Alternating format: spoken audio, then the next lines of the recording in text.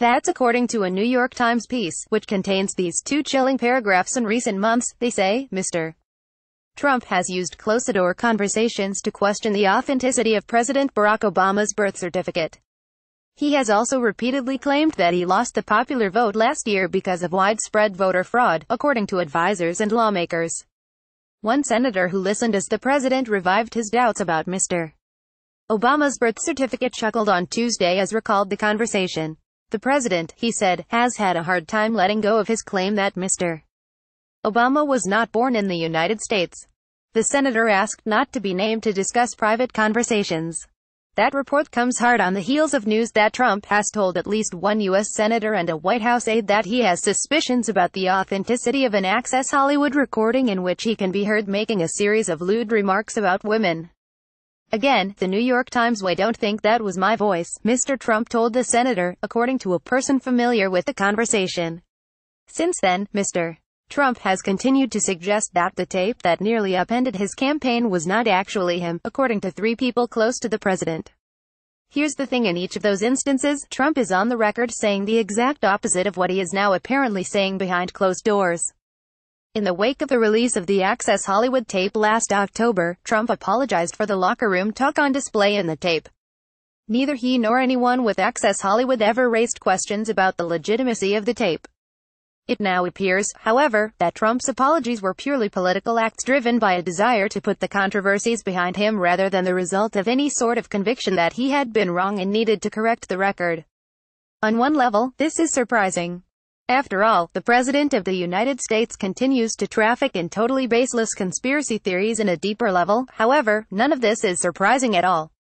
For his entire adult life in business and now in politics, Trump has shown a total disregard for truth and facts. In place of those truths and facts, Trump substitutes a story he tells himself about his life. In that version of events, he is always the winner, always the best-looking, funniest, most debonair guy in the room, always the person whose views are right or proven right in the long run. Let's not forget that Donald Trump is the guy who used to call tabloids in New York City in the 1980s using the pseudonym John Miller, purportedly a young PR executive in the Trump Organization, to tout how popular and newly attractive Trump was. One example: he gets called by everybody in the book, in terms of women, Miller said once. Time and time again, Trump has shown that he views facts as fungible things to be twisted or ignored altogether in pursuit of scoring political points. Muslims celebrating on the roofs on September 11, 2001. Ted Cruz's father being involved in the JFK assassination. The largest inaugural crowds ever. Obama wiretapping Trump Tower during the 2016 campaign. 3 to 5 million people voting illegally in the election. There's literally thousands of other examples.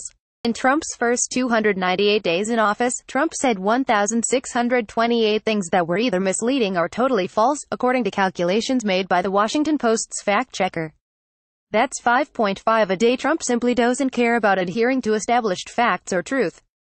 Whether or not that's intentional, the result is the same: he is leading an all-out assault on agreed-upon truths, the likes of which we have never seen before in modern culture.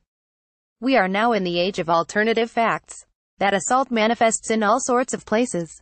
The most obvious is politics, where, for example, lots and lots of people continue to support Alabama Republican Senate nominee Roy Moore despite the fact that 8 women have accused him of pursuing UAL relationships with them when they were between 14 and 19 years old and he was in his 30s. Trump has pointed out that Moore has fiercely denied the allegations. While the number of allegations would, in the past, have been considered determinative, now they are dismissed by some as pure politics and a creation of the fake news media. We simply lack the ability to agree on established facts. Facts are now treated as yet another piece of a partisan argument. Your facts are just as legitimate as anyone else's. And, since we can't agree on any neutral arbiter to offer rulings on what the actual facts are, Trump's efforts to discredit the news media play a massive role here. We just bunker and, concluding that our facts are the right ones. That the President of the United States is leading the assault on fact rather than insisting that, partisanship aside, we need to call facts facts, and fakes fakes is hugely problematic for our culture. If we can't agree on what's real and what's fake, where does that leave us?